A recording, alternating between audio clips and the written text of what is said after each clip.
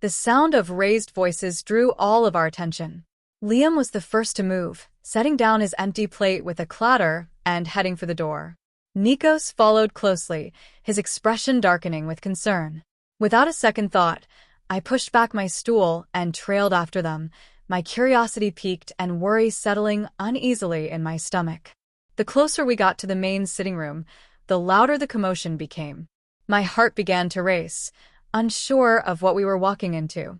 And then I saw him. Kai was sprawled on the couch, his suit jacket discarded over the armrest. His white shirt was smeared with blood, and a dark bruise marred his cheekbone, vivid against his pale skin. Despite the state he was in, he appeared utterly unbothered, leaning back casually while scrolling through his phone as if nothing had happened. I froze, shock and concern warring inside me. My chest tightened at the sight of him, battered and bloodied. Whatever argument we'd had earlier that morning faded from my mind in an instant. I moved forward instinctively, driven by a worry I didn't want to analyze too closely. But before I could reach him, someone else stepped in.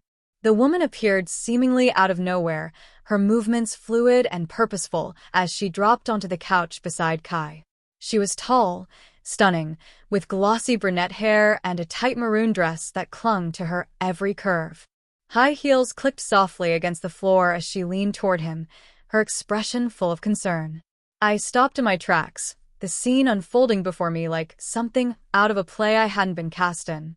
Her hands moved across his chest, brushing against his shirt, his neck, his face. She touched him with an ease and familiarity that made my stomach churn unpleasantly. A wave of jealousy swept through me, sharp and bitter, tightening my throat and making my fingers curl into fists. Kai didn't seem to share her concern. His jaw tightened and his hand shot up, catching hers and pushing it away. "That's enough, Celine," he said, his tone sharp and clipped. "I told you I'm fine." "Leyla." Nikos's voice broke through the storm of my thoughts. I turned to look at him, but his gaze was on Celine. "This is Kai's secretary, Celine. Celine, meet Leyla." Celine finally seemed to notice we weren't alone. She straightened, turning to face me with a bright, polite smile that didn't quite reach her eyes. I briefly recalled women being on Kai's close-knit team, but seeing her here, with her hands all over him, felt different. Personal. Intimate. "Pleasure to meet you," she said smoothly, holding out her hand. I stepped forward, shaking her hand without thinking. "Leyla DeSantis," I said, the words slipping out before I could stop them. "Likewise." Something flickered in her eyes, too fast to pinpoint. Bitterness, maybe? Resentment? Whatever it was gone as quickly as it appeared. She smiled again, all glossy charm. Then, with a glance toward Kai, she added, "Sorry, I should probably be used to seeing him covered in blood by now. But I guess it's never easy." Something hot and possessive flared within me. I couldn't stop the words that followed. "Like my husband said, he's fine. So, I think we can stop with the fuss." Celine's smile faltered for just a moment before she recovered, standing gracefully. "Well, I just came to drop off a few files. I'll see you all tomorrow." She turned back to Kai, tilting her head as she gave him a pointed look. "At least try to not get so hurt, Her tone and familiarity made my jaw clench. I hated the way her words sounded, like she had a claim on him that I didn't. Kai, to his credit, didn't respond, his expression unreadable as Celine's heels clicked against the floor, carrying her out of the room. When she was gone, I finally dared to meet his gaze. To my utter frustration, his dark eyes sparkled with amusement, as if he could see right through me. "Don't," I snapped before he could say anything, my voice tight with irritation.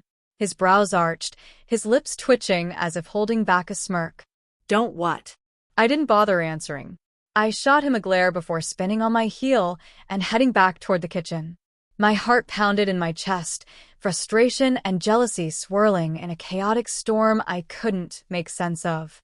As I climbed the stairs to my room, I swore I could still hear the low rumble of his laugh, following me like a taunt.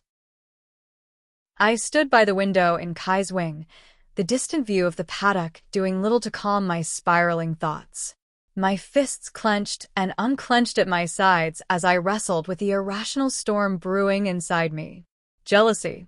Hot, suffocating, and unfamiliar. I had never felt anything like it, and it terrified me. What was wrong with me? The sound of the door clicking shut behind me made my stomach tighten. I didn't turn around, but I knew it was him. His presence filled the room like a tangible force, heavy and inescapable. I heard his measured footsteps as he strolled in, unbothered as ever.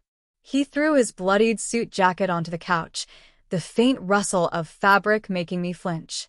I could feel his eyes on me, and that damn amused energy rolled off him in waves, making my blood boil. "What?" I snapped, spinning around to face him. His lips twitched, a smirk threatening to form. "Nothing," he said casually. That was quite the show, though. I clenched my jaw, refusing to let him bait me. But his tone, his stance, his everything, it grated on my nerves. I hesitated for a beat before speaking. I thought our agreement was no other relationships. The smirk finally broke free, tugging at the corner of his mouth. "In case you didn't hear clearly, Celine is my secretary." "Secretary?" I scoffed. What kind of secretary runs her hands all over her boss the way she did? His shrug was maddeningly indifferent. She was concerned. "There are a lot of other ways to show concern, Kai. Maybe you just like it the way she does." His smirk vanished, his expression hardening. "Watch your tone, Leyla." I took a step closer, the words tumbling out of me before I could stop them. "Or what? You'll parade more secretaries in front of me? Let me make something clear. This isn't about me being possessive or jealous. This is about respect. You can't just—" "Stop." He cut me off sharply, his voice low and dangerous. His dark eyes locked onto mine, and for a moment, the air between us seemed to crackle.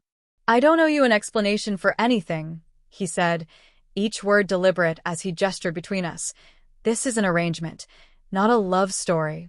So, unless you actually care, stop pretending." The words hit harder than I expected, and I hated that they stung. I hated even more that he wasn't entirely wrong. He quirked an eyebrow at me, waiting for me to refute.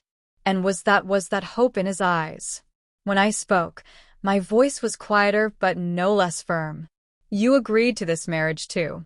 Is my requesting you to not disrespect me by letting another woman run her hands all over you, that too in front of others, so unreasonable?" Kai's eyes darkened, but he didn't respond. The silence was deafening, stretching between us like an unbridgeable chasm. I stepped toward him. "You are in no position to deny what I am asking here." I couldn't stand there any longer. I turned on my heel and stormed up the stairs. When I reached my room, I slammed the door shut behind me, leaning against it as I tried to catch my breath.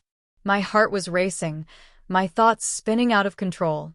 Why did it feel like I was losing a battle I hadn't even realized I was fighting?